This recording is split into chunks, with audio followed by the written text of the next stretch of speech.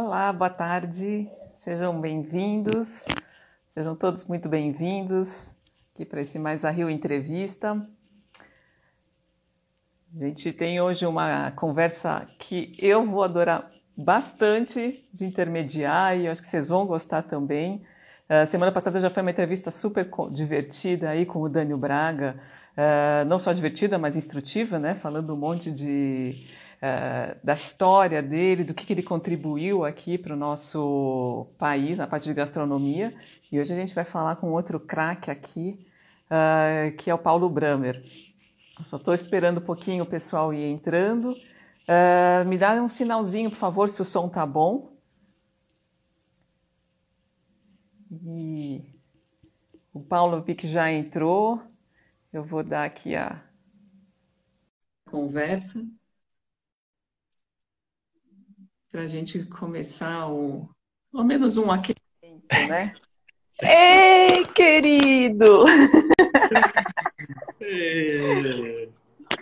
Como é que você tá? Tô bem, tô ótimo. Tô aqui nessa uma mistura de muito trabalho com tédio, com muito vinho, uma mistura de tudo. Ai, nem fala, viu? A gente só assim para a gente acabar pelo menos conversando um pouquinho, falando, se vê, né? E até tomar uma tacinha boa aqui de vinho, né? É a melhor hora. É como os antigos happy hours, né? Você, Uhum. ou faz em forma de live aberto para todos, que é mais legal ainda, porque a gente vai falando com um monte de gente que a gente normalmente não fala, ou faz privado Uhum. mesmo e abre alguma coisa boa em casa e a gente vai seguindo. E... Sem dúvida, sem dúvida. E Como vocês, é tudo que tá a bem? família? Tudo, tudo. Eu, que nem você, trabalhando muito. Parece, o tédio ainda não bateu aqui, viu? Porque realmente estamos fazendo muitos vídeos, muitas coisas aqui para Zahil, mas aproveitando para estudar também. Então, estamos, O, o, o aquela TED, coisa que a gente às vezes não consegue fazer no dia a dia e que a gente aproveita para fazer agora. o TED é mais de sair da sala e para o quarto, do quarto para a varanda, da Ah, bom, varanda para todos os mesmos lugares sempre, mas vamos que vamos, né? vamos que vamos. Então, enquanto queria dar um tempinho para mais pessoas entrar e a gente começar mesmo, mas eu acho que a gente já pode pelo menos mostrar o que a gente está bebendo, né? Porque foi uma escolha que eu mais ou menos empurrei e ele aceitou. Então, fala um Levantou, pouquinho. levantou, Levantei a cortou, né? bola e... Levantou, Então, cortou. A Big foi carinhosa e mandou uma seleção de umas garrafas que seria legal a gente provar hoje. E é muito difícil, para mim, em relação a custo-benefício, ao que entrega por essa linha de mercadológica, de preço, ou até na categoria como Jerez mesmo. Eu acho que talvez um dos melhores finos produzidos, um dos melhores finos que se produzem, mesmo porque eu gosto meio que desse estilo. Eu gosto desse estilo um pouco mais pesado, eu gosto dessa mão até uma característica intrando-oxidativa, não só ao cetadeído, né? Não só a flor trabalhando aqui, mas também alguma coisa de envelhecimento mais prolongado. Entrega demais, é. é ultra complexo, tem 1000 camadas. Tomar agora, final de tarde, é maravilhoso, já entrando nos petiscos aqui antes do jantar, vai ser incrível. Então, assim, acertou acertou em cheio, maravilhoso, delícia.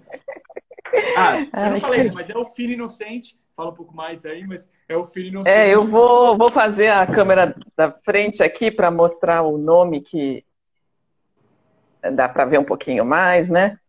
É, mas isso aqui é um fino, é um Jerez, né, feito pela Valdespino, e a gente tem na Zahil o Inocente e um outro Jerez também, que é o El Candado, que é aí sim, é um Jerez doce, né, mas justamente por ser fim de tarde, por estar com essa onda aí de mais happy hour, eu falei, não, o Inocente é aquele Jerez seco que é ótimo para esse aperitivo. E eu sei que aí a gente vai falar um pouquinho dessa parte de Jerez aí, por que é tão legal para o Paulo. E aí, bom, Estamos aqui com essa tacinha. Se você tem uma taça também, pega a sua. E aí a gente vai nessa conversa. Bom, Paulo, você é super jovem, né? Tem uma energia enorme aí. Mas queria saber como é que você começou no mundo do vinho. Você morou em Londres, né? Quando você foi para Londres, você já estava pensando na coisa do vinho ou ele entrou meio por acaso? Não, é legal do jovem, porque teve um prêmio recente que eu recebi agora em novembro, e É. do Future 50, e tinha que ser até 40 anos. E eu fiz 40 anos agora, então eu tinha 39, eu virei 40 agora, então eu não sei se eu virei mais um.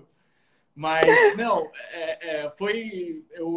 a indústria de vinhos me fascinou, todo mundo fala do mosquito que mordeu, etc. Mas eu fazia direito na época, eu estava em São Paulo, estabilizado num escritório grande de direito, e acabei que fui para Londres para aprender inglês e fazer um curso de direito internacional numa universidade, uma especialização curta de direito internacional, com foco em direitos humanos e tal, e eu precisava trabalhar. E caí em restaurante. Caí em restaurante, acabei que eu entrei mais na parte de bar e coquetelaria, etc. Mas fui me apaixonando não só por bebidas, mas também pela cultura, história e tudo que envolve o mundo de bebidas. Uhum. O primeiro impacto, na verdade, com vinho, eu comecei a levar vinho mais a sério depois de um ano que eu já estava na indústria de A&B, né, de alimentos e bebidas. Eu no começo eu peguei um pouco na parte de destilados e coquetelaria. Uhum. E foi assim, foi pura necessidade mesmo. Eu precisava Quando ter você entrou na parte de. Quando você entrou na parte de coquetelaria, já estava nesse boom aí de gin voltando, a coquetelaria se reinventando ou ainda não? Isso foi 2002 ou 2003. Lá Ah, a coquetelaria estava num nível super alto, mas eu lembro que estava bem na época de infusões ainda. Na época de fazer o próprio syrup, né? Fazer o xarope, fazer as infusões próprias com, sei lá, vodkas com framboesa, tudo meio que o homemade lá. ah, E frutas exóticas. Então, eles estavam, como estava começando a aumentar rápido a ideia de você. E isso veio com a culinária também inglesa, né? Eles começaram a aham, abrir mercado demais. Eles começaram a ter uma influência muito maior global. E isso entrou. Então, começou a entrar muita lixia, começou a entrar frutas brasileiras, né? O próprio maracujá brasileiro, comparado com o laco europeu, que é doce, pequeno. Então tudo isso começou a dar deixar a coquetelaria mais exótica, vamos dizer assim. O gin tá. veio depois, o boom do gin voltou. O gin sempre foi forte lá, né? Mas sempre a base de gin Uhum, tônica. Gin uhum, tônica, Tom Collins e tal. Mas nada muito forte no que é quando comparado com hoje. entendi. E aí, então, o vinho, quer dizer, foi te tomando conta, mas a Inglaterra é, assim, super competitiva, né? Tem profissionais de altíssimo calibre. Como é que você se preparou para esse mercado? O vinho em si foi logo no. Você, como bartender lá, eles têm uma necessidade de você ter uma formação 360. Então, você tem que estar com muito conhecimento em todas as áreas, não só na parte de destilados. Então, eles te forçam a estudar um pouco de vinhos para ter um amparo melhor, até para usar vinho em coquetelaria. E foi aí que Uhum, começou a ter uma. Eu comecei a ver que o mundo de vinhos era uma. Não tem melhor e maior, pior e melhor. O que me apegou mais, acho que tinha mais. Eu usava mais ciências do que eu usava, talvez, em destilados. Eu usava muita, obviamente, química, biologia, uhum, uhum, geografia. Eu sempre gostei muito de geografia. Então tudo isso foi me levando um pouco mais, né? E os cursos também, o amparado de cursos era muito maior para vinhos do que para destilados. A uhum. camada de complexidade de conhecimentos, quando comparado com destilados, era diferente. Também então foi indo. Eu fui estudando muito mais para esse lado. E é verdade, Uhum. como você falou, o mercado britânico é ultra competitivo, existem talvez é o mercado de compra e venda mais ativo do mundo, né? Sempre foi um mercado Uhum. histórico. Acho que foi um dos únicos países no mundo que não produzia vinhos e sempre fez parte da história dos vinhos, né? Nunca foi um país Incrível. produtor, mas mercantilmente sempre foi um país de negócios, né? Sempre fez muito negócio em torno do vinho. E foi importante e É. vital para vários outros países, né? Não, tem muita parte, a história do vinho está muito ligada com a Inglaterra, né? Pensa em Bordeaux, pensa vinho do Porto, quer dizer, exatamente, né? O Jerez. Então, a Inglaterra influenciou muito as regiões produtoras, né? Então eu estava num país que não produzia, e na época estava começando o lance de espumantes, né? Eles estavam, já tinha pegado, mas ainda Uhum. era até para quem trabalhava na indústria, ainda tinha uma certa. Não era nem necessariamente preconceito, mas era algo que os vinhos ingleses ainda não fazia parte do mercado. Tá. E, Uhum. então a gente, eu tinha que me especializar. E assim, uma das coisas bacanas do mercado inglês é a parte bem meritocrata, de certa forma. Principalmente quando a Hum. gente fala de A e B, né, de alimentos e bebidas. Foi um crescimento, de certa forma, rápido que eu tive de carreira lá. Em 3 anos eu era head sommelier. Em 3 anos de carreira eu era chefe sommelier de Pois um é, o restaurante era o dos irmãos Purcell, né? Que era você dos, liderou lá, né? os irmãos Porcels. Eles eram irmãos gêmeos de Uhum. Languedoc-Roussillon. É, Uhum. e eles tinham 3 estrelas Michelin na época, e eles abriram esse restaurante em Londres, que era com foco em culinária francesa, mas com twist asiático e a francesa da parte do Mediterrâneo. E os vinhos eram baseados em Languedoc-Roussillon e o Vale do Rhône. Então eu tinha Uhum. o foco principal era Languedoc-Roussillon. Então isso começou a encantar demais. Eu comecei Daí que a surgiu sua entrar em paixão pela Grenache? o GSM ali era uma. Mas a gente tinha os caras ícones do sul, de Languedoc-Roussillon, é, Léon Barral, do Magassac, então todos os grandes produtores de Languedoc-Roussillon na época estavam na carta, sabiam quem era a gente tinha essa bandeira levantada de Languedoc-Roussillon, que na época todo mundo olhava como os vinhos mais baratos da França. Sim. Uhum. Então, o que fez eu ficar cada vez mais inclinado para a indústria de vinhos primeiro, o quanto isso o quanto tem de coisa para aprender, o quanto tem de história para viver, e segundo, o crescimento rápido que eu tive por sorte, por trabalho, etc. Mas o fato é que muita gente da área de A e B, principalmente do on-trade, que a Uhum. gente chama lá, né, de restaurantes e bebidas, não é necessariamente eles podem ser bons no que eles fazem, mas não necessariamente eles estudam. Então, tirando os garçons, etc., a grande maioria está lá por um período, principalmente Londres, que é uma grande metrópole, está lá por um período, eles não estão escolhendo aquilo por carreira. E Tá. aí, acho que foi a Uhum. oportunidade. Aí, a hora que eu olhei, falei, opa, peraí, ninguém aqui está olhando para a carreira. Eu também não tinha essa visão, falei, puta, eu vou transformar isso aqui na minha carreira. Mas eu gostei tanto da história, comecei a estudar tanto, que foi rápido esse crescimento.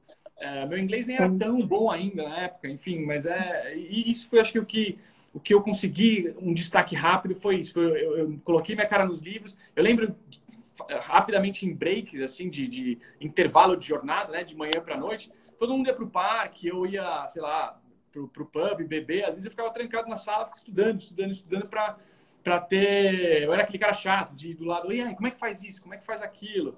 Quando vinha um enólogo, eu Uhum. ficava. Enfim, eu acho que despertou um interesse diferente do que outras pessoas, talvez. Sem dúvida. E a gente já está falando, né, que a Inglaterra, tudo é um mercado muito maduro e o Brasil engatinhando, né? Acho que engatinhar a gente já saiu, nós já estamos andando, mas ainda é muito incipiente o consumo de vinho. E o mercado em si, os profissionais, né? Como é que você vê a principal diferença de um É, mercado maduro para o nosso? Não, mas sem dúvida.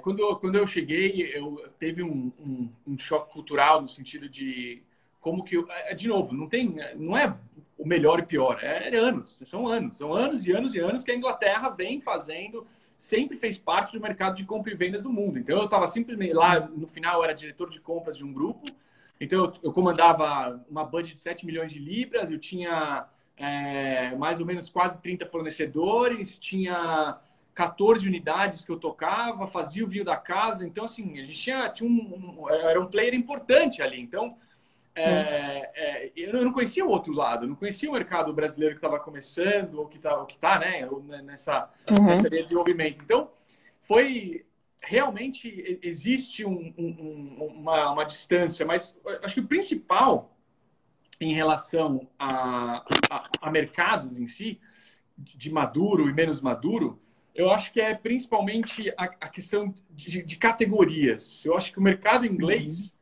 ele é muito bem desenhado, ele é muito bem... o importador importa, o vendedor, o varejo, ele faz varejo, o educador, a escola só ensina, sei lá, o distribuidor de vinhos italianos é nichado para vinhos italianos, o online fortalece o online. Então, são categorias e canais que os especialistas estão aplicando o que eles sabem de melhor em cada canal. E no Brasil, pela necessidade de fluxo de caixa, de continuidade, acaba que tem muito cruzamento dos segmentos. Então, o cara o time de que importa acaba distribuindo e acaba distribuindo para o mesmo cliente do varejo.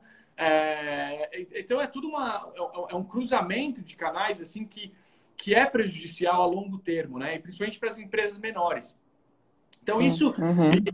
E assim, estava começando a ter um desenho quando aconteceu agora essa história aí de pandemia que infelizmente voltou.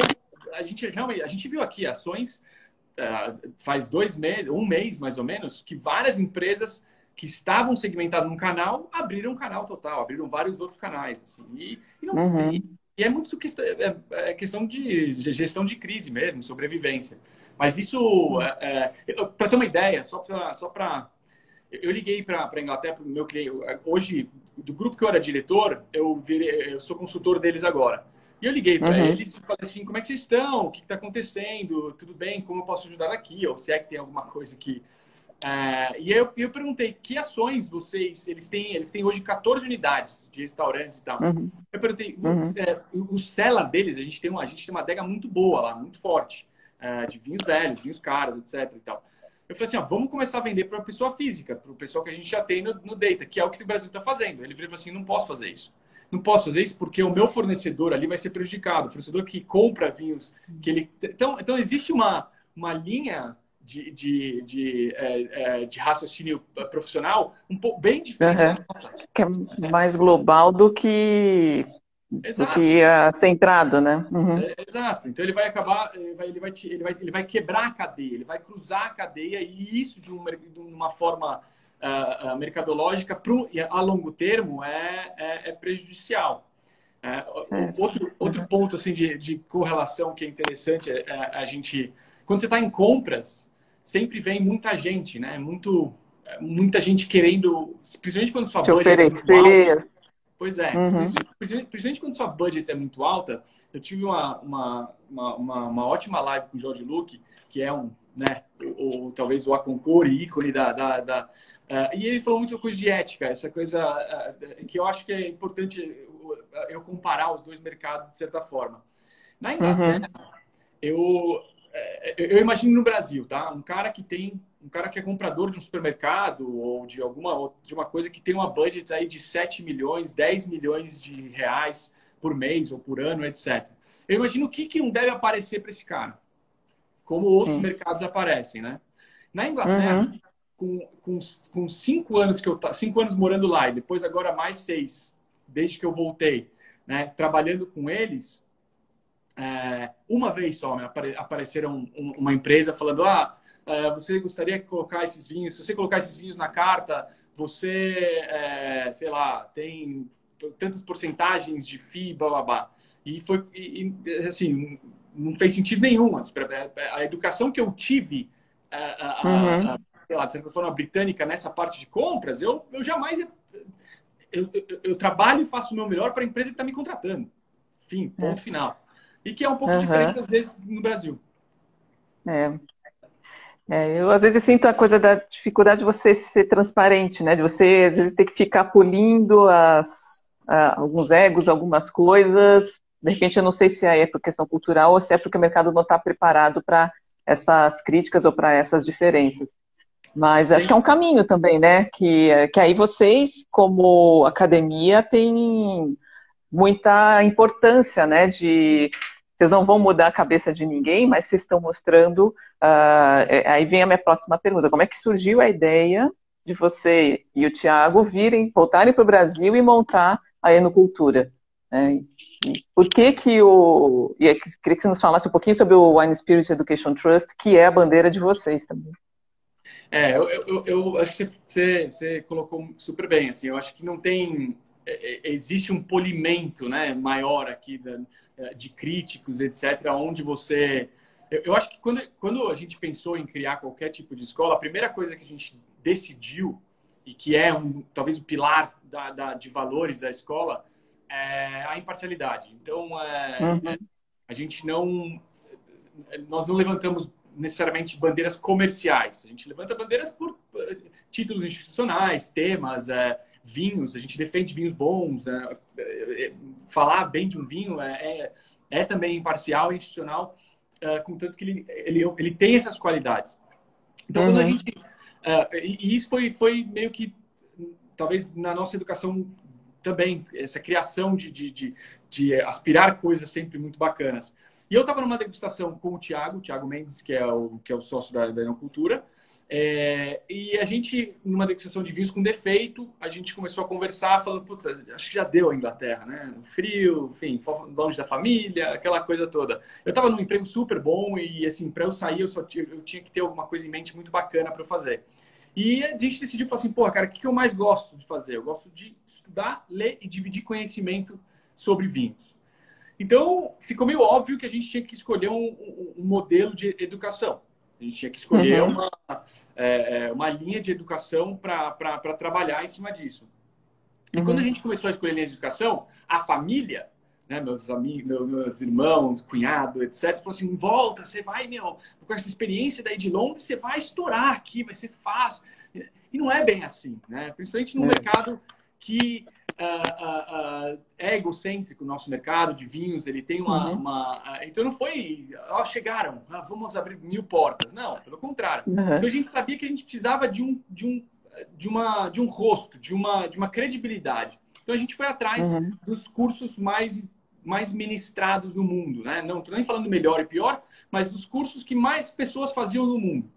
E aí a gente achou o uhum, W7, quer dizer, eu já estudava W7, eu já tinha finalizado o meu diploma, e aí a gente olhou para a plataforma e falou assim, olha, é uma plataforma que eu acho que é difícil para o Brasil, no sentido de é uma plataforma que faz as pessoas estudarem mais antes de vir para a aula, então não muitas aulas sendo ministradas, falando com o PPT. Então, a gente tem ali uma ideia de educação inversa, onde a pessoa vem para a aula e vai ser uma facilitação. O centro da aula deveria ser os alunos e não o professor, uhum, para que o conteúdo seja absorvido de uma forma mais fácil e sedimentado de uma forma bem mais fácil. E quando a gente começou a olhar o W7, eu já ensinava W7 na Inglaterra, então uhum, no grupo que eu comandava ali, eu já tinha a gente chamava de Wine Academy, que era a gente ministrava nível 2 para os funcionários. Eu gostava da metodologia e a gente começou a entender que seria importante para o Brasil. Então, hoje elas são divididas em 4, né? Nível 1, 2, 3 e 4. uhum. É, na, na, na Que enocultura. são os níveis de dificuldade, assim, de profundidade no assunto, né? Que é um é o iniciante, intermediário, avançado e aí o especialista, né? Só para quem não conhece, a gente deixar Exato, o. exato. O Uhum, introdutório é o nível 1, é um curso de um dia, Claro, a pessoa tem que estudar um pouquinho antes de chegar, mas é de um dia. O nível 2 é de uma semana. Nível 3 são 2 semanas, 3 semanas. E nível 4 são 2 anos. Que aí Uhum. já é um curso ultra difícil. Hoje, acho que, se não me engano, tem uns 18 brasileiros que têm esse título. Aqui, no caso, você Uhum. e eu. Que Nós dois. exato. Então, é um curso, você sabe, você fez, né? É Sim, bem, sim. bem Uhum. complexo. Sem dúvida, sem dúvida. Não, aqui acho que essa dificuldade, de repente, das pessoas entenderem que o método do W7 realmente exige um processo ativo de quem está estudando, né? Você não está só recebendo. E isso faz, na verdade, com que você se desenvolva de uma maneira diferente, né? Então, eu gostei, me adaptei muito a esse formato. E como é que é o perfil dos alunos que procuram os cursos dentro cultura? É um pessoal que quer trabalhar com vinho? Porque, a princípio, o W7 é focado para a formação de profissionais. Mas aqui a gente vê um pouquinho o inverso, né? Sim. O ponto principal aqui também é essa. A gente está em discussão com uma nova certificação que é para sommeliers, etc. E a pergunta foi: e sommeliers? Sommeliers tem Uhum, uma abrangência muito grande de quem é sommelier no Brasil, quem não é, e qual é o título quando comparado com a Europa. O sommelier normalmente é o cara do salão em si. Na W7, no começo, quando eu comecei os cursos lá, eu também era só trade, era só trade. Mas hoje em dia, a própria W7 inglesa, os W7 nível 1, e até o 2 é muito consumidor. Então, hoje, mais ou menos 75% dos nossos alunos para W7 nível 1 é consumidor puro. uhum, E quer só uhum, aprender um pouco mais sobre o que é acidez, o que é tanino, como que eu harmonizo comida e bebida, sabe? O básico para se comportar bem numa mesa, ou para falar de um vinho de uma forma mais apropriada, ou para comprar vinho melhor também. Então, tem bastante consumidor final no nível 1. No nível uhum, 2 começa a ficar um pouco mais junto, começa a ficar mais ou menos 60, 40, 55, 45 para consumidor final também. Tem bastante consumidor final que já quer entender um pouco mais de uvas, né? Por que Cabernet Sauvignon é bom em Bordeaux e também é bom em Napa? Por que uhum, que Pinot Noir é Borgonha e Casablanca, etc. Então tem essa... E o 3 já começa a ficar um pouco mais profissional. Já é mais 70% pessoas que trabalham na indústria ou querem trabalhar, versus 30% daqueles consumidores que querem ficar geek. Os uhum, consumidores que querem ficar cada vez mais se alimentando de informação, e porque é um caminho sem volta, né? sim. A cultura do vinho, o estudo do vinho, ele é absolutamente sem volta. Você começa e vai ter sempre um ignorante no mundo do vinho, de certa forma. Você pode estudar, estudar, estudar e acaba que não sabe nunca nada, né? Nossa. É, e o 4 aí acho que o 4 é quase que 100% profissional. Vai, 95%, 99% de pessoas da indústria de vinhos mesmo. Ou de pessoas que estão bem inclinadas para entrar no mundo do vinho em algum momento. É um investimento alto, é investimento de tempo muito alto, né? Então é bem difícil. Estou até falando aqui, né? Bianca, a primeira brasileira com diploma. Ah, Foi a primeira brasileira a tirar o título de diploma, sim, senhora. Foi mesmo. ai, ai, bom, é, é legal ver que, assim, é possível, a gente consegue, mas que tem um esforço, tem uma dedicação, e quando a gente vê o DIP W7 ali, dá valor, né, para quem realmente conseguiu. É mesmo, acho que, claro, o Master of Wine é a ambição máxima que se pode ter. A gente conversou com o Dirceu Viana Júnior quase um mês atrás, e ele contou todo o processo e essa coisa, o que motivar a pessoa a fazer esse curso, né? E aí, uma perguntinha aí. O Thiago está no processo do Master of Wine, eu te vejo nesse caminho, né? Acho que hoje com Mia está pausado um pouquinho por um ótimo motivo que eu apoio total, mas qual que é a sua ambição? Que você projeta para você? Já que você é um estudioso, o Master of Wine está na sua mira, o que É, pode compartilhar conosco? Claro, a Mia falou que não é para eu entrar. A Mia é minha filha de 4 meses e realmente eu acho que minha primeira ambição, e uma coisa que eu tento praticar bastante, é ter energia para continuar estudando e fazendo cursos. Eu entrei num curso esse ano, que comecei em janeiro ou fevereiro, que é o curso de Master Level Bourgogne, da Wine Scholar Guild, que é 100% Borgonha, é um curso ultra técnico, muito especializado. Então, para eu não ficar parado, todo ano eu tento fazer um curso de especialização, que a gente até vai falar daqui a pouco de alguns que eu fiz. Uhum. O MW vai ter que esperar um pouquinho. Acho que eu quero entrar em algum momento. Não estou nem falando que eu quero passar, eu quero ter o título de MW. Eu quero entrar, eu quero ver como é que é. Você tem experiência. Uhum. Eu quero ver a experiência.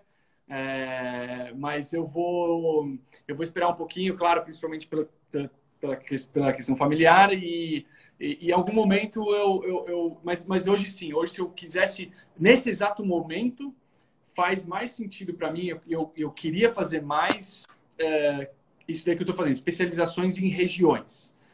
Especializações que eu gosto muito de regiões.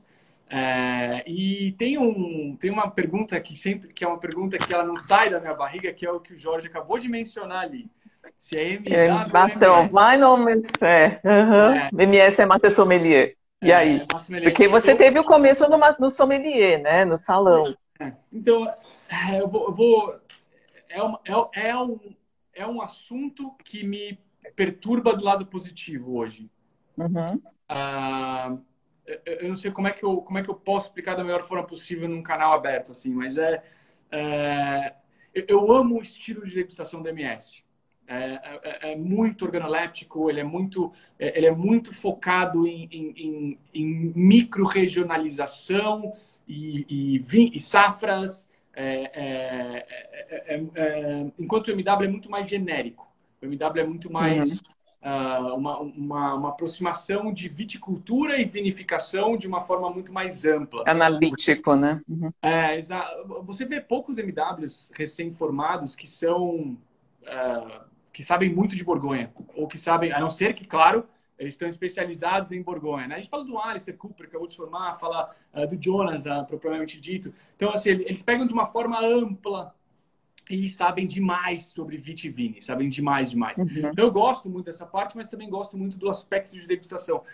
A parte do MS em serviço não me encanta mais tanto. Então, a parte porque, infelizmente, no Brasil não existe um investimento muito grande na parte do trade, do sommelier de salão. Infelizmente, não tem esse respeito, não tem essa admiração pela profissional. Difícil ter um trabalho sólido, como, sei lá, poucos têm, como Gabi, Beato, etc. Como tem esse Adil, Maria Emília, enfim, todo esse pessoal que é a força do salão.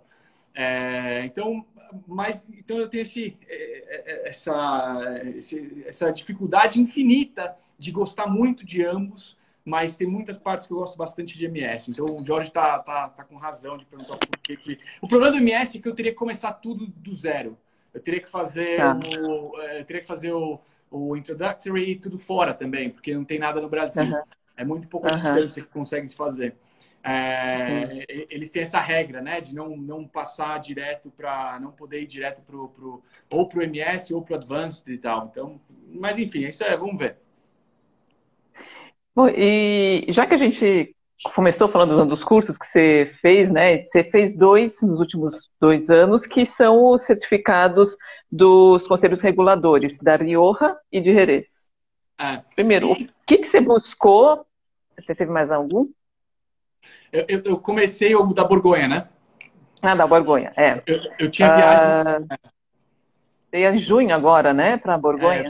Eu tinha viagem marcada agora para junho para me formar como educador da Borgonha. É paralelo, estou fazendo os dois paralelos. O curso da CIVC, que é CIVB, você virar parte do membro da Borgonha, e o Borgonha Master Level da WSG, que eu estava fazendo complementarmente.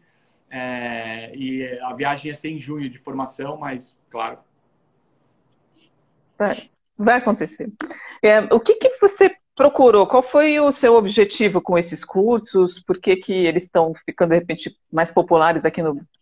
Falo populares no Brasil, dentro de um determinado grupo, né? Mas a gente nunca tinha visto isso antes, e tem você, tem o Bernardo, que também é da Rioja, enfim, da Rioja não, de Jerez, desculpa. Jerez.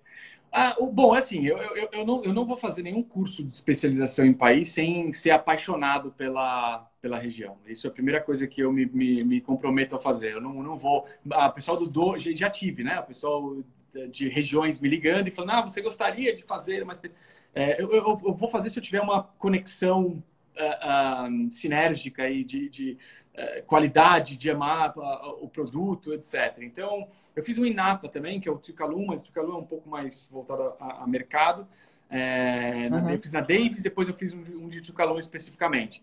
Porque são regiões que eu sou realmente apegado. Então, Napa eu sempre tive interesse, principalmente mais da parte histórica até, do que foi Napa para o Novo Mundo. Rioja, eu sempre... Quem não é, né? Quem não é apaixonado por Rioja, talvez porque não provou todas as facetas de Rioja, né? Desde o clássico ao novo Rioja, ao que eles estão fazendo com garnacha de altitude, ao que estão fazendo com os vinhedos singulares, enfim, tudo que Rioja pode proporcionar. Vocês têm talvez um dos mais icônicos Riojas que não pode faltar em nenhuma adega, La Rioja Alta, etc., Alberto, tudo que sai de lá é inacreditável. E Jerez é uma paixão desde há muitos anos. Eu já tinha ido para Andalucia uma vez meio que férias e convidado. E quando surgiu a oportunidade, para Jerez eu fui chamado e para Rioja eu apliquei. Abriram uma vaga para isso e eu fui no mesmo ano para as duas. Foi um pouco conturbado porque eu tive que estudar antes, enfim, tem uma dinâmica de estudo, né? Você estuda bastante antes, faz o curso, faz a prova e depois vê se vira ou não o certificador. E eles são focados em todo o processo de produção do vinho, desde o vinhedo até o engarrafamento, os diferentes estilos. O de Rioja, o de Jerez, ele é extremamente técnico, ele entra muito nos tipos de solo de albariza, eles entram nos pagos, que é uma quantidade enorme de diferentes pagos que tem, todos os tipos de produção, como que pode ser produzido, claro, o Soler é o mínimo que... Não estou nem falando do método de produção, é muito mais específico e nichado, né? Com vara e pulgar, por exemplo, o tipo de poda que eles usam. Todo mundo pensa em albariza é uma coisa só, mas não, tem vários tipos de albariza, vários níveis de concentração calcária de cada tipo de albariza. Então tem vários tipos de regiões, enfim, é bastante técnico. E de Rioja é igual. De Rioja foi interessante porque foi bem no momento que está mudando a legislação. Então tem muita gente falando de Borgonha-Rioja, né? Tá todo mundo meio que se inspirando, né? O VDP da Alemanha, a Áustria, estão se inspirando nessa parte de micro-regionalização, explorar melhor um pouco a regionalização de uma região que sempre foi conhecida pelo blend, pelo corte, pela parte mais genérica. E a ideia disso foi, né, como que a gente consegue pegar esse conteúdo que foi usado, que foi captado e trazer isso para o Brasil, e a gente está tentando lançar, vai ter esse ano ainda, que é um certificado homologado pelo órgão governamental. Então, a gente vai ter Jerez e Rioja esse ano, mas o Thiago já fez Bordeaux, o Vini acho que tem o de Porto, enfim, a gente está pegando o que a gente consegue aí desses certificados e vai disponibilizar no Brasil, que vai ser um curso, basicamente vai ser um curso intermediário avançado de uma região. Então, as pessoas vão aprender bem mais do que aprenderiam num curso W7 ou, sei lá, qualquer outro curso de vinhos que tenha no Brasil. Entendeu? Então, só para quem não estava no começo da conversa, já vamos mostrar o que a gente está tomando de novo. Que é um Jerez aqui, o Inocente. O Paulo está com a... Deixa eu ver se eu consigo mostrar a foto aqui. Inocente fino, feito pela Valdespino. A particularidade aqui é que é um fino, né, como se chama, que é o vinho seco de Jerez. Tem um monte de coisa aí no meio, que o Paulo... Vocês vão fazer o curso com o Paulo e aí vocês vão entender tudo. E, só que ele fica 11 anos em soleira, enquanto que o normal são 4. Quer dizer, então é um vinho que tem muita riqueza aromática, tem mais corpo, tem capacidade aqui de acompanhar até uma refeição, não é só um aperitivo, né? Você tem aqui estrutura o suficiente para fazer harmonizações que vão além do aperitivo, né, Paulo? Exatamente. Bom, agora voltando para a questão da enocultura, como é que vocês estão trabalhando nesse momento de quarentena? Não estamos podendo fazer os cursos presenciais, estão tendo cursos online. Como é que vocês estão enfrentando aí se esses cursos que vocês estão fazendo online vão ficar para o futuro? Qual que é a perspectiva de vocês? Bom, eu acho que o que está acontecendo hoje, eu acho que vai acelerar o processo que já era inevitável. O universo online. Bom, só para dar um exemplo prático, o diploma, até o ano passado, diploma W7, nível 4, diploma, sempre foi, até o ano passado, eles mandavam livros e que não eram material da W7. Era um material, por exemplo, mandavam o Oxford Companion, mandavam o Wine Technology da David Bird, mandavam do Mark Skelton, etc. E era isso. E alguns outros materiais.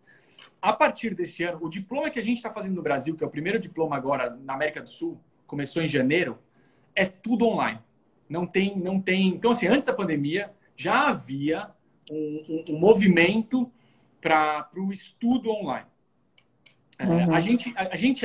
Antes da pandemia, a gente já tinha lançado 6 cursos online, inclusive um de Jerez. A gente tem um curso de Jerez online, que é um curso de 1 hora e tal, mas já era uma ideia de se trabalhar. As pessoas podem comprar esse curso através do site da Enocultura, falando com vocês. É isso aí, a gente tem lá cursos online e dentro do curso online tem uns 8 ou 10 temas ali. E quando chegou, quando aconteceu, a gente já tinha alguns cursos, outros estavam em edição, outros estavam ainda faltando um ou outro vídeo para finalizar, etc. E aí a gente só acelerou o processo de finalização desses cursos. Então como que a gente começou a atuar nesse mercado? A gente mudou algumas formas. Primeiro que a gente deu total força para o digital. A gente entrou forte com marketing, com a parte de agências. Conteúdo a gente sempre fez parte disso. A gente tanto conteúdo aberto quanto conteúdo fechado, ou seja, pago e não pago. O não pago para atrair base nova, e o pago, obviamente, para manter faturamento de sobrevivência da empresa.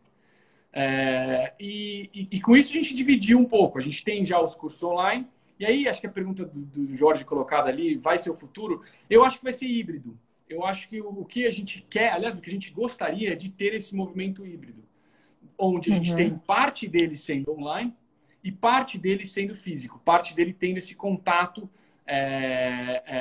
bem, um pouco mais, onde a gente tem esse contato físico direcionado.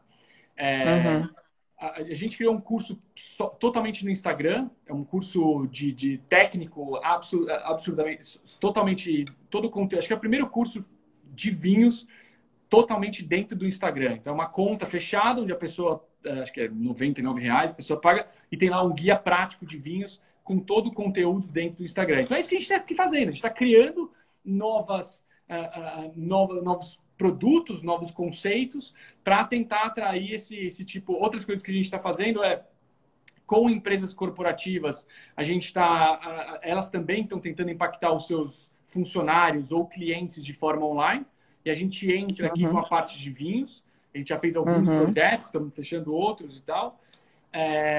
O curso W7 nível 1 vai ser colocado online, provavelmente semana que vem. A gente vai ao vivo. É um curso que vai ser também nesse formato de lives privadas, e as pessoas vão receber alguns vinhos em casa. Então a gente está com esse movimento online, mas não perdendo o impacto de ter o movimento físico também. Uhum, sem dúvida. E Tá? a Enocultura ela tem o alcance nacional, até por representantes, né, em cidades estratégicas. E aí, de É, repente, com os online, você consegue chegar onde vocês não estão ainda instalados, não? exatamente. A gente tem aí um monte de gente fazendo cursos, os cursos online que a gente está fazendo, de lugares que a gente não consegue chegar. O Uhum, W7 nível 1, por exemplo, online, vai ter que ter a prova física. Não tem como fazer a prova online. O Gui, sim, tá muito, tá, sim. tá muito, tá muito escuro minha tela? Tá um pouco. Acho que É, escureceu, tá ficando noite, e aí pensei se era a minha tela, mas não, era realmente o anoitecimento aqui do nosso. Ah, melhorou. desculpa. Começou a ficar, Não, começou a tá. ficar escuro e não. Então a gente está nesse movimento onde a gente coloca um pouco a gente já tem a criação de vários produtos online, mas eu não acho que vai ser 100%, não acho que vai ser o mundo inteiro 100% online. Muitas das Uhum. lives que a gente vem fazendo, a gente oferece o vinho para a pessoa adquirir e fazer a live junto. E Tá. aconteceram bons resultados, pessoas interagem, querem saber. Eu acho que é muito rico, né, o que está sendo vivido. Tem coisas ruins, mas ao mesmo tempo, poxa, imagina só, pegar um produtor de vinhos, se conectar o produtor diretamente com a pessoa, assim, Uhum. a pessoa vai estar degustando junto com o produtor, junto com o enólogo, junto com o cara que fez o vinho. Então essa oportunidade é muito legal, assim, é uma coisa que não tinha antes e que vai ter muito mais agora. Sim, eu acredito. Principalmente esse contato com o produtor, que muitas vezes, quando eles vêm para o Brasil, tem que ser uma coisa fechada, porque realmente é inviável você abrir para tantas pessoas através das lives. Você democratiza, né, a informação para mais pessoas, sem dúvida. É isso, Alguém exatamente. perguntou aqui, explica um pouco sobre esse próximo curso online. Acho que era isso que você estava falando, que é o. Vocês estão fazendo fechado, a pessoa recebe os vinhos em casa, e aí é de um tema específico ou é de vinhos em geral? Depende, assim, É tipo oficinas que vocês, aquelas oficinas que vocês faziam na escola, vocês estão transferindo para o online. tanto aberta quanto fechada. Então, por exemplo, Tá. quinta-feira a gente vai pegar um produtor e vai falar sobre Pinot, e o cara produz em 2 países diferentes, e a gente disponibilizou os vinhos para as pessoas comprarem, e a gente faz Uhum, junto do produtor. Então, a gente está fazendo uhum, semanalmente isso em live aberta. A pessoa acompanha, se ela quiser comprar o vinho, compra, se não quiser, não compra. O que a gente está fazendo tá. também, o paralelo, é o curso W7 Nível 1 que a gente vai soltar online. Então a pessoa recebe, a gente vai mandar mini garrafas, a gente vai mandar garrafas de 375 e 187, e a pessoa Uhum. vai fazer aulas, não no mesmo dia, vai fazer aulas em 3 dias, em 3 semanas diferentes, e depois no final vai ter a prova, só que a prova vai ter que ser física ainda. A Vai W7 ter não que dá prova. esperar sair para poder fazer a prova. Entendi. Exatamente. Bom, Paulo, a gente está aqui faltando 12 minutos e eu tenho mais duas perguntas para você. Só para. Se tiver um projeto de online para Rioja, tem gente interessada aqui. O Marco Paz de Oliveira está interessado em Rioja. Tem. Tá. O Rioja tá super quente dentro da Eno. A gente vai soltar esse ano. Esse ano a gente solta o curso homologado de Rioja, que é basicamente um curso de intermediário a avançado. Vai ser um curso de 8 horas de duração, presencial, mas tem que estudar um material enorme e vai ter um certificado do governo de Rioja, do Conselho Regulador de Rioja, vai ter um certificado, se passar na prova, vai ter um certificado. E o online a gente vai soltar também esse ano, não sabemos ainda quando, mas vai ter o online com certeza. Legal. Bom, agora eu queria vir para aquele lado que eu falei lá, que você é jovem, que você é cheio de energia. O vinho, ainda tem muita gente que associa o vinho com um toque de snobismo, né? Seja porque acho que é para pessoas muito cultas, ou pessoas de dinheiro, pessoas mais velhas. E você, a gente falou no Alistair, falou no Jonas, o sobrenome dele sempre é uma complicação para mim, Tofterud, que é o Master of Wine mais jovem da história. Vocês, além de jovens, são descolados, só que são assim completamente into, né, de estudar e focar. Eu acho que eu posso me colocar nessa turma também. pelo menos de ser estudioso e querer saber mais. Você está vendo uma transição no mundo do vinho? Ou, de repente, ficou mais evidente porque surgiram alguns documentários como o Som, como que despertou essa coisa das pessoas acharem que é cool saber de vinho? Como é que você vê essa realidade e o futuro? Bom, primeiramente, jovem, muito obrigado. Apesar de 40 anos é que... super jovem, Paulo. Exato. Tá começando, a vida começa agora. É, eu acho que desde a gente chegou no Brasil em 2013, né? A Enocultura, eu começamos em 2013. E eu lembro muita gente, né? Os meninos, os moleques, e assim, a gente conseguiu combater essa ideia de meninos e tal com conteúdo. Tipo, a gente estuda pra caramba, para qualquer mini live que a gente vai fazer, qualquer ligação por telefone, eu sou viciado em estudar, amo leitura, adoro falar com gente culta e que gosta de estudar também. Então, isso foi uma inspiração pra gente. E uma das coisas que a gente tem como, sei lá, valor secreto da Eno, ou sei lá, da parte de marketing, quando a gente fala, é isso. Se a gente puder inspirar pessoas no caminho, de novo, vou pontuar a live com o Jorge, porque foi realmente marcante pra gente. Porque eu tive de pessoas mandando pessoal pra mim, falei, meu, cara, que animal. Isso faz muito sentido. E eu acho que surgiram várias pessoas nessa linha. O Jeff Cruz, que é um cara que eu respeito muito do Guild, né, essa nova linha de MW jovens aí, o próprio Alistair, o próprio Jonas. Eu não estou querendo aqui falar que os mais velhos estão ultrapassados, não é nada disso que eu estou querendo falar aqui, mas é a questão de que existe uma energia que vem vindo para o mundo do vinho que eu acho que é interessante ressaltar, né? Eu acho que o equilíbrio disso é mágico. Eu acho que eu tenho um cunhado, meu cunhado, que eu amo muito, ele tá acompanhando que ele já fez umas brincadeiras. Ele falou um negócio muito legal. Ele virou e falou assim, cara, a live de você, Jorge, foi magnífico, porque duas pessoas se respeitando e falando muito em modos completamente diferentes, né? Então, sabe, pessoas, o Gerard, de novo, Gerard Basset, que é um cara que, você ter é muito importante ter essa união dos dois blocos, é muito importante ter mas de um formato leve, de um formato não sei, despretensioso, num formato... Tem uma conversa, não é o... Eu tive um almoço aqui recente, onde na mesa de almoço do Dia das Mães lá, todo mundo falando de vinhos, menos eu, assim. Então, assim, eu não sei, eu acho que existe cada vez mais essa ideia de... por um lado, que também acho que abriu muito, eu acho que teve muita... como está conteúdo muito aberto, muitos especialistas que não estudam de fato ou não são genuinamente interessados acabam se aproveitando com essa onda de conteúdo aberto ou essa exploração os Instagramers ou, sei lá, influenciador digital, essa coisa toda. Então, isso é perigoso. Mas quando acerta no mundo e no universo certo, eu acho que sim, eu acho que tá mais genuíno, vamos dizer assim. O estudo tá mais genuíno. Sem dúvida.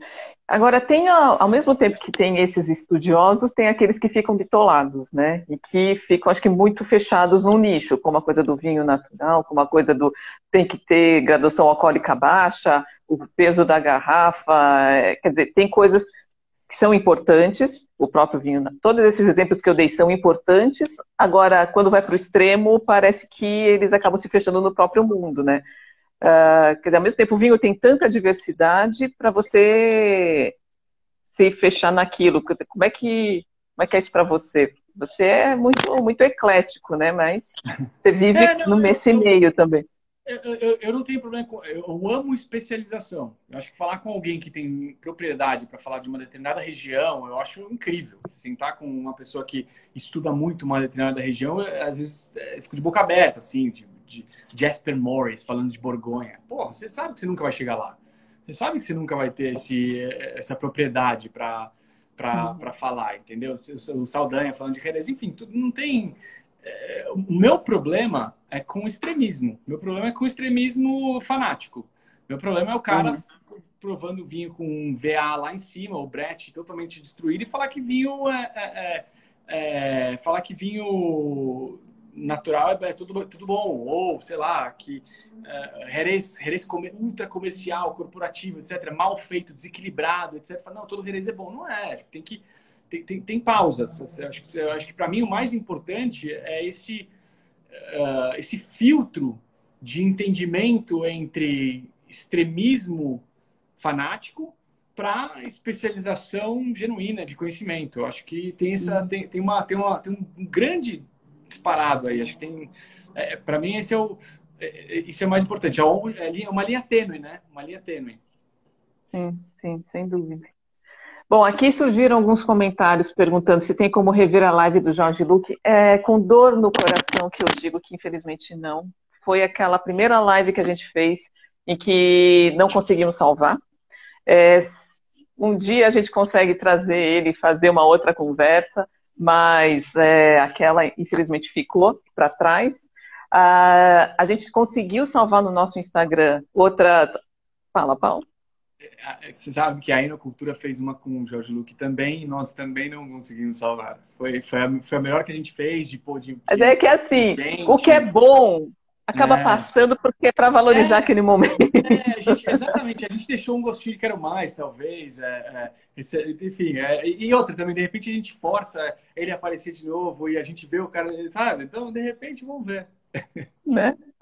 E, bom, a gente conseguiu salvar agora com mais constância, então tá no nosso YouTube a live com o Dânio Braga da semana passada e com o Pepe Galante da Salentine, com o Paulo vai ser colocado lá também. Então, a partir de agora, o do Dirceu Viana Júnior, tivemos um probleminha também, mas conseguimos salvar o áudio, então o áudio vai ficar no nosso Spotify como podcast, que é super legal. Então, algumas coisas a gente está conseguindo deixar aqui para vocês. Agora, Paulo, você quer deixar mais algum recado aqui para a gente? Deixa eu ver, tem mais alguém falando aqui na nossa live. Desafio Russo Marcelino com Jorge Luque, frango com quiabo e vinho Syrah. Pois é, aqui tem a harmonização clássica do Russo com o Jorge. Deixa eu ver se tem mais alguma perguntinha aqui que eu deixei passar para você, Paulo. Comecei a estudar agora, cada live me encanto mais, obrigada. Opa, estão prometendo uma tábua de frios para a gente aqui com o Jerez, Paulo. Se fosse mais cedo, eu tinha aceitado aqui. Bom, Paulo, a gente se encontra em breve. Espero que vocês estejam com saúde, estejam se protegendo aí, mas que muito sucesso sempre para a Enocultura. Obrigada pela oportunidade de estar aqui conosco e que a gente se reveja em breve. Eu que agradeço, uma delícia sempre o papo contigo. Obrigado por ser nossa professora, obrigado por ministrar umas aulas incríveis. Obrigado, Zahil, por ser um parceiro da Enocultura. Adoramos o trabalho da Zahil. É um daqueles genuínos do mercado e ótimo, sempre bom falar de vinhos. Sem dúvida, sem dúvida. Fica bem. E, pessoal, obrigada pelo quem esteve aqui conosco. A gente vai se encontrando aí. Semana que vem a gente tem uma conversa com a Beatriz Cabral, que é a enóloga da Quinta dos Carvalhais. E boa noite para todo mundo. Um brinde para vocês. Um grande beijo, Paulo. Obrigada, viu?